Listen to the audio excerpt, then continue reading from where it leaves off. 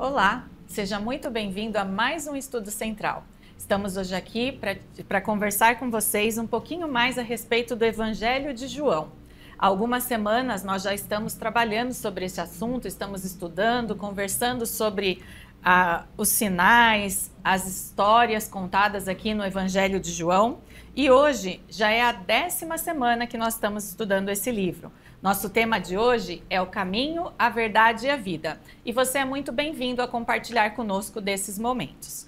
Porém, antes de iniciarmos, antes de apresentar aqueles que estarão comigo aqui hoje compartilhando essas informações, eu gostaria de mandar um abraço para as pessoas que nos acompanham. Nós temos esse canal aqui no YouTube, Central de Sorocaba. Se você ainda não nos segue, este é o momento de nos seguir, ativar o sininho para receber as notificações e também poder compartilhar com seus amigos um pouquinho mais do que é feito aqui no nosso canal. E algumas pessoas constantemente comentam, mandam um abraço, dão um alô para a sua igreja. E hoje eu queria mandar um abraço especial para Dadilva Costa Ramos, que nos acompanha de Manaus, no Amazonas. O Edmilson José, que fala conosco de Sinop, no Mato Grosso. A Lilian Ramalho, lá de Aracaju, Sergipe. Seja muito bem-vinda, Lilian. O Jair Costa, de Santarém Novo, no Pará.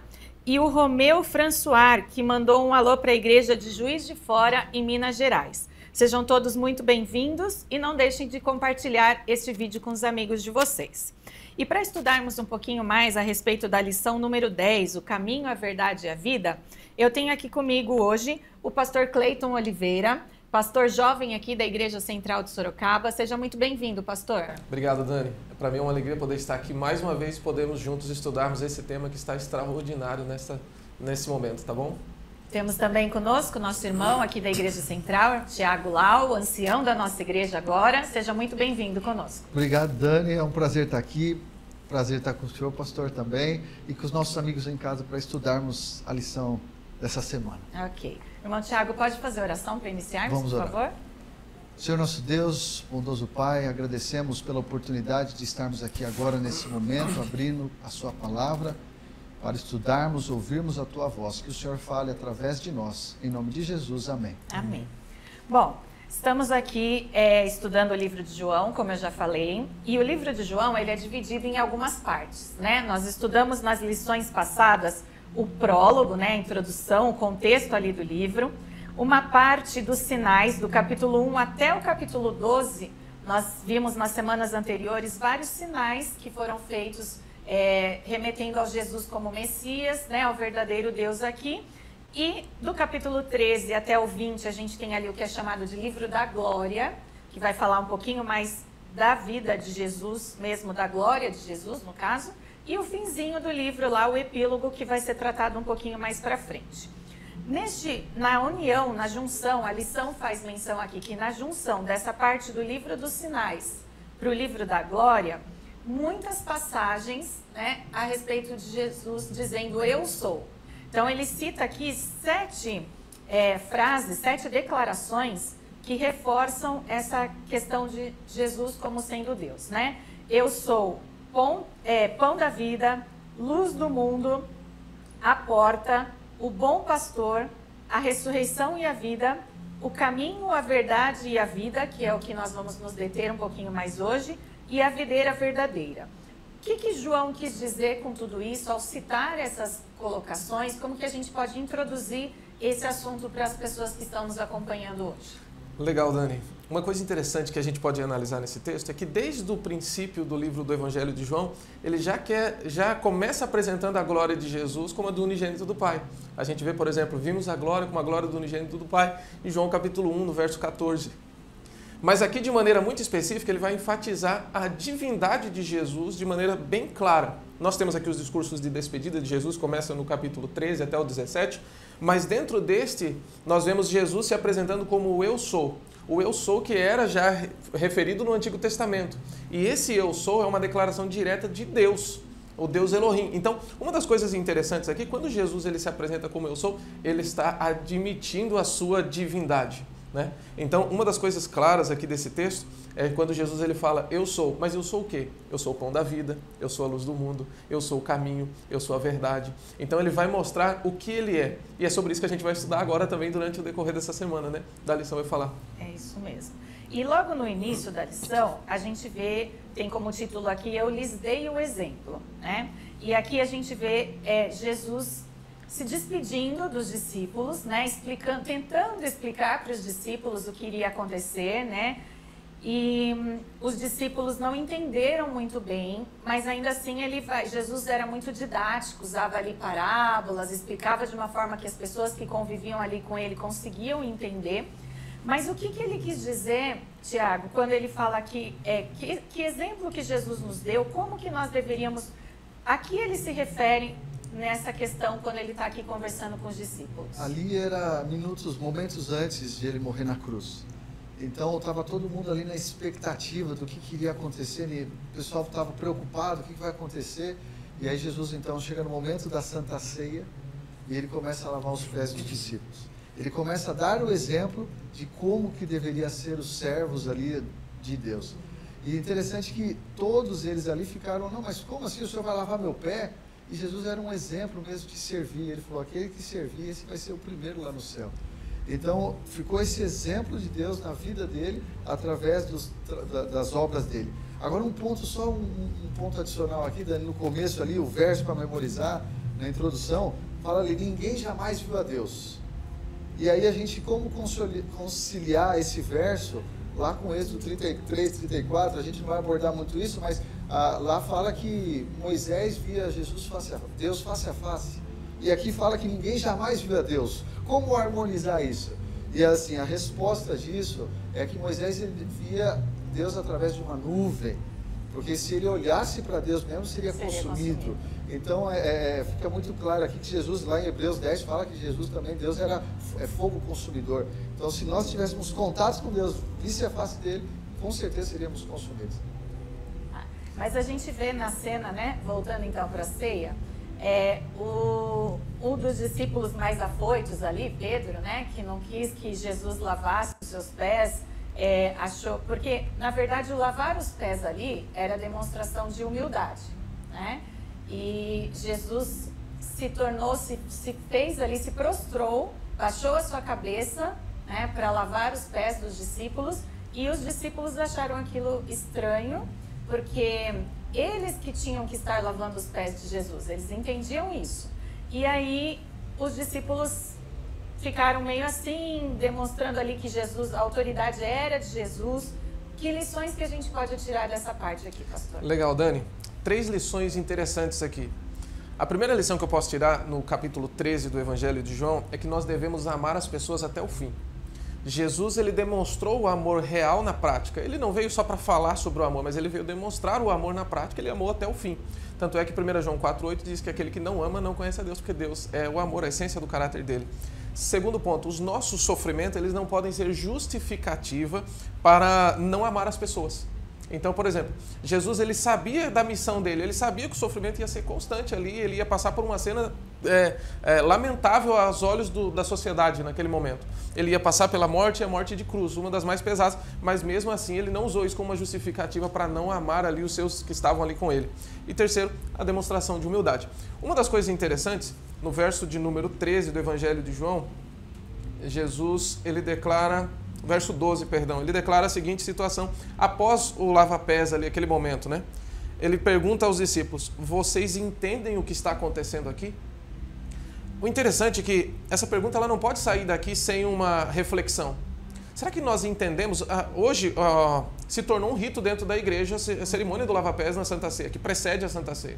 Só que às vezes a gente vai por um padrão, a gente escolhe a nossa duplinha de lava-pés, a gente vai para o nosso ambiente confortável, cômodo, e parece que é algo tão natural que nós não refletimos na essência disso aqui. Jesus ele fala, você compreende exatamente o que está acontecendo aqui? Isso aqui é uma lição de humildade prática de um tamanho que não dava para mensurar. Tanto é que Jesus mesmo reconhece aqui, ele pergunta para os seus discípulos, e no verso 13, ele fala assim, vocês me chamam mestre e senhor, e dizei bem. Então, olha só, eles sabiam que Jesus era o mestre e o senhor. E ele fala assim, olha, se eu que sou o mestre, eu lavei os pés de vocês. por que vocês não podem fazer isso? E aí ele começa a discorrer a respeito desse tema. E é isso claramente que ele fala para Pedro, né? E Pedro entende depois essa mensagem, não nesse primeiro momento, mas tanto é que depois ele vai lá no livro de Atos, ele vai declarar claramente sobre essa missão dele, que foi apresentada aqui por Jesus em João 13. Ô Dani, me permita, não apenas servir, como o pastor falou, servir quem a gente conhece, mas servir aqueles que a gente não conhece. E qual que é essa origem dessa palavra servir, né, que a gente viu aqui? Eu me lembrei de uma história rápida aqui que eu vou contar.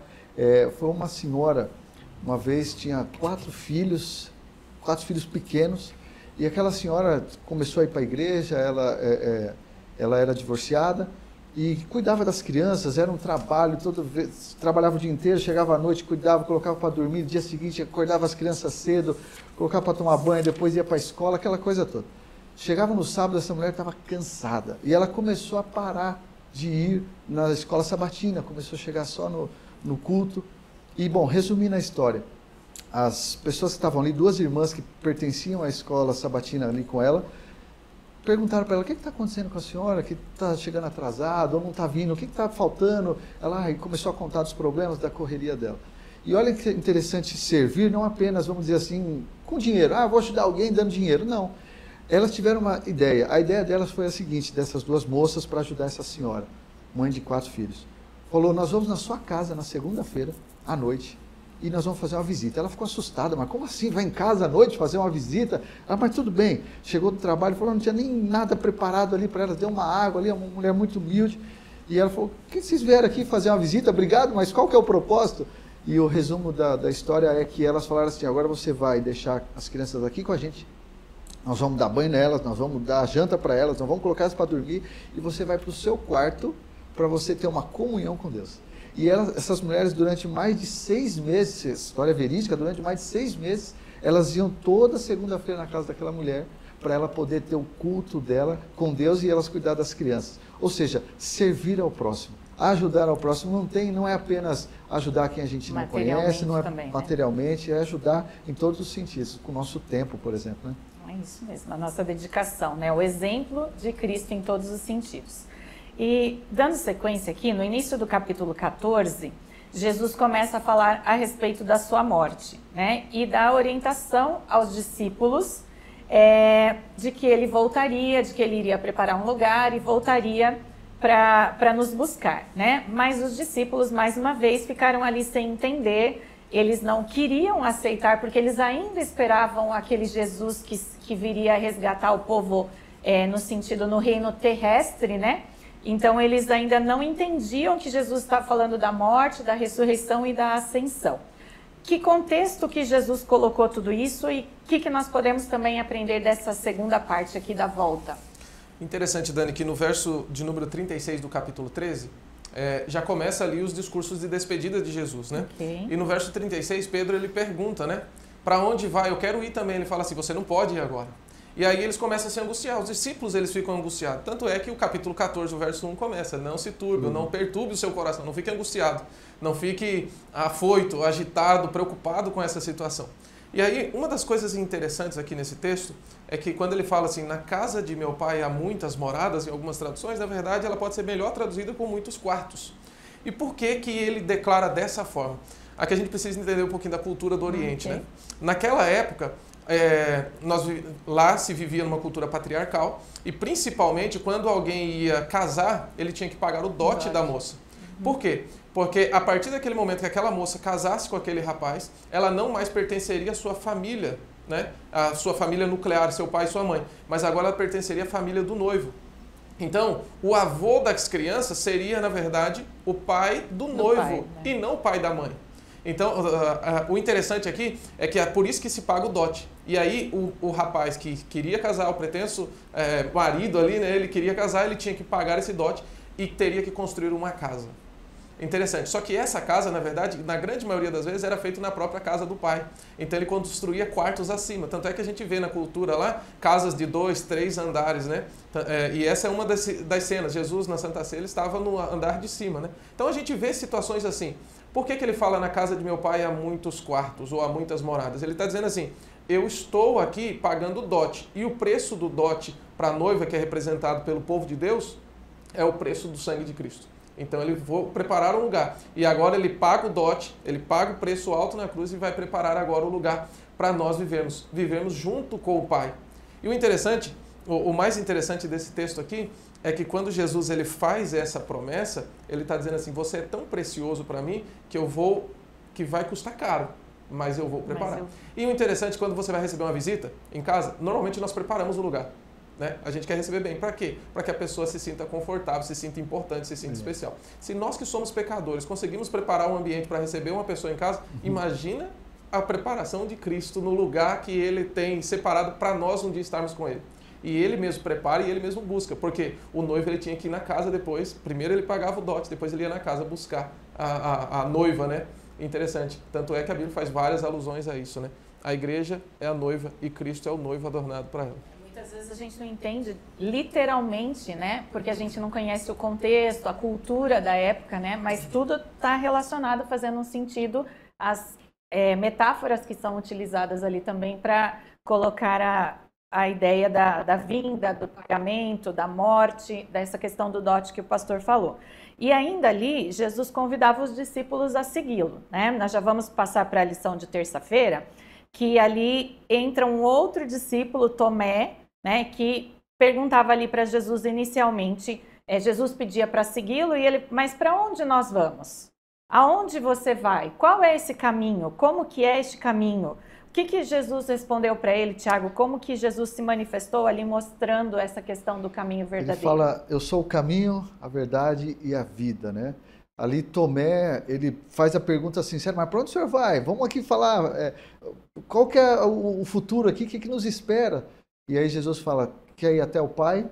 Vem até mim. Eu sou o caminho, a verdade e a vida. Ali no Evangelho de João, falam 6 pessoas que testemunharam sobre Jesus sendo Deus. Eu marquei aqui Natanael, Pedro, o homem cego, Marta, Tomé, e que Tomé fala ali, né, meu Senhor e meu Deus, enfim, era o caminho, era através de Jesus para conhecer quem era Deus. Jesus ele não declara eu sou um caminho, uma verdade ou uma vida, ele fala eu sou o caminho. Ele deixa bem claro que não existe outro caminho ao Pai que não seja por ele. É interessante que uma analogia para os nossos dias é quantos de nós já saímos, e você que está nos acompanhando, você pode pensar isso, quantas vezes você já saiu atrasado para o trabalho, você entra no seu carro e não colocou o cinto de segurança? Aí de repente você vê um guarda lá na frente e aí você faz o seguinte, você corre ali e tenta colocar o cinto tentando esconder do guarda. Nós estamos fazendo certo, mas pelo motivo errado. Nós não devemos colocar o cinto para evitar uma multa. Nós devemos colocar o cinto para evitar um acidente e principalmente uma fatalidade. Interessante que Jesus ele está falando assim, para chegar até Deus, não existe outro caminho, a não ser Ele. Então por quê? Porque às vezes nós estamos querendo estar no céu, mas pelos motivos errados. Então o céu não será o céu se Jesus não estiver ao seu lado. Às vezes a gente quer colocar Jesus como uma âncora para segurar a gente em algum momento difícil. Mas na verdade ele fala assim, não existe outro caminho que não seja por mim. Eu não sou uma ferramenta que você utiliza em determinados momentos. Eu sou aquele que vai te dar a salvação e a vida eterna. E aí depois entra Filipe na história também, colocando essa questão. Mas como que nós chegamos até o Pai? Né?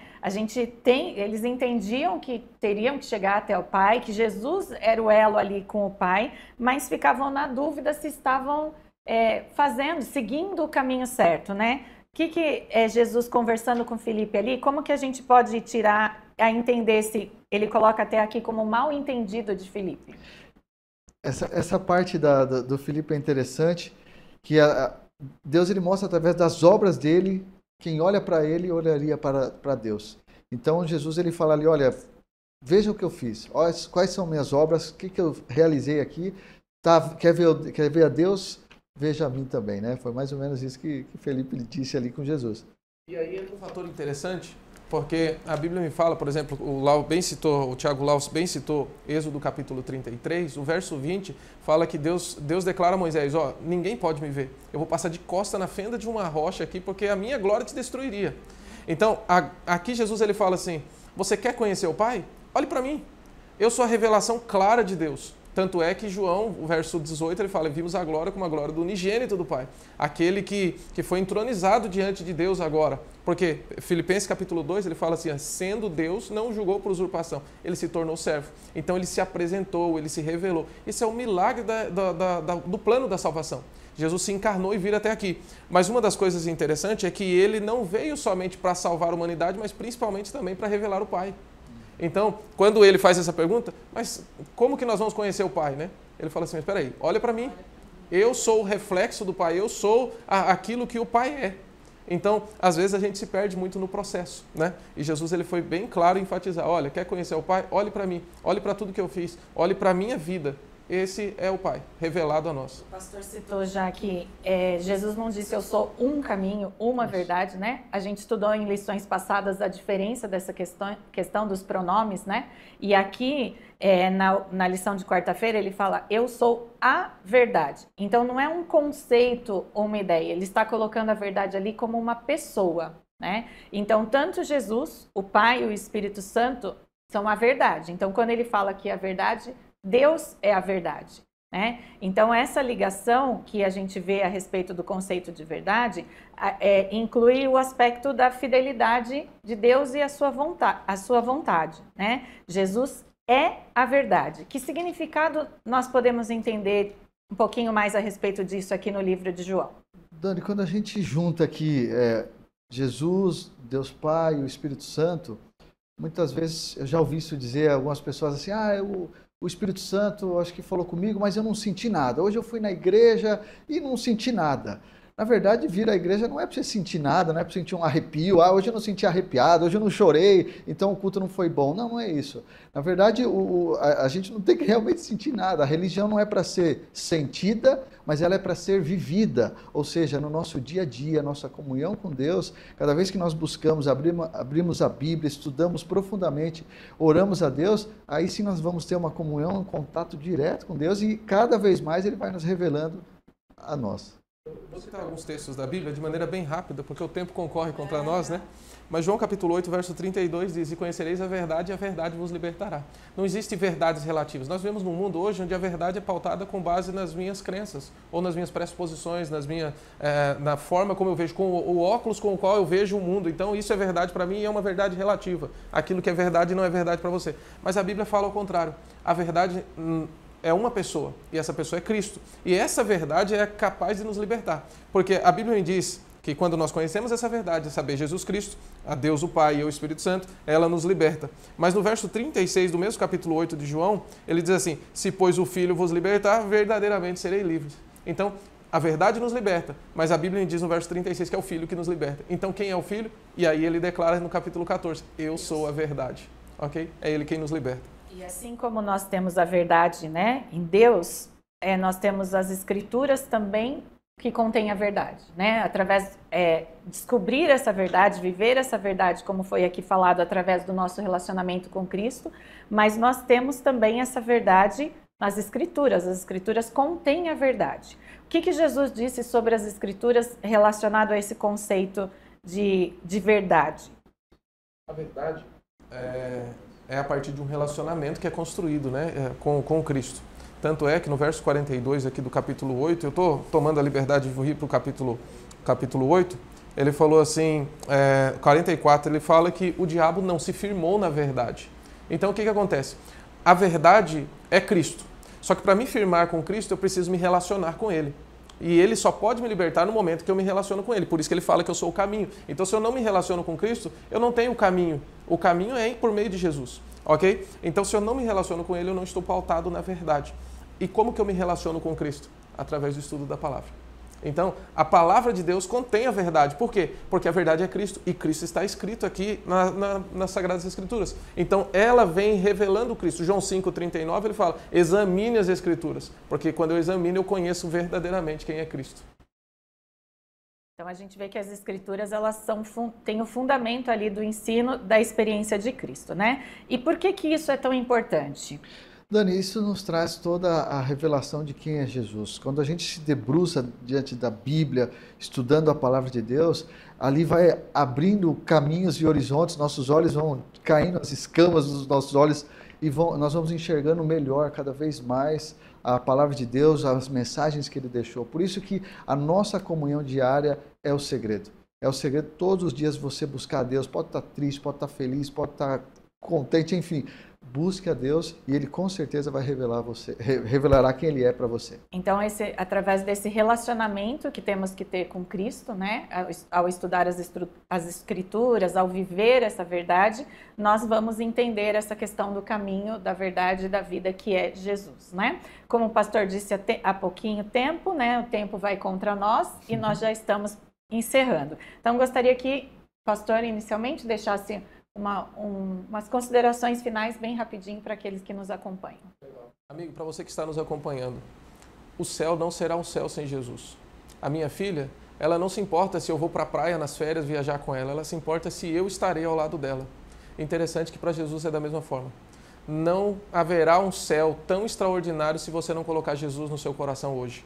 Então coloque Jesus. E como fazer isso? Examine as Escrituras, conheça verdadeiramente quem Ele é, pois Ele é o único caminho que pode te levar para a eternidade. Que Deus te abençoe também, grandemente. Amém.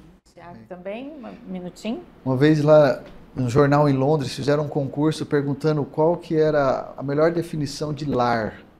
E aí a definição foi: lar é o lugar onde somos mais bem tratados. Esse lugar é onde Deus está preparando para nos tratar da melhor forma possível. Eu tenho certeza absoluta que Jesus aguarda ansiosamente para ver todo mundo lá no céu. E que todos nós aqui, aqueles que estão nos ouvindo em casa também, possam se preparar para esse dia que está logo e está chegando. Amém, amém. Pastor, você pode orar para encerrarmos, por favor? Vamos orar? Querido Deus e eterno Pai, nós te louvamos, Senhor, pela revelação que há em Cristo Jesus. Jesus se apresentou a nós como sendo aquele único capaz de nos salvar do pecado. Que o Senhor, de maneira muito especial, Pai, possa nos abençoar através do poder do Espírito Santo para conhecermos verdadeiramente quem é Jesus para nós. Que nós possamos tê-lo como o caminho que nos levará a um dia estarmos contigo na eternidade. Que o Senhor nos capacite, nos fortaleça e principalmente nos dê a plena compreensão da Tua palavra para juntos caminharmos de mãos dadas uns com os outros até o reino dos céus, que o Senhor foi preparar para nós. Permanece conosco, dá-nos uma ótima semana na Tua companhia. É o que nós lhe pedimos por Jesus. Amém. Muito obrigada, pastor. Muito obrigada também, Tiago. Que Deus os abençoe. E obrigada a você também que esteve conosco mais este estudo, que o senhor possa compartilhar com seus amigos, seus irmãos e levar mais a mensagem de Cristo às outras pessoas. Até o próximo.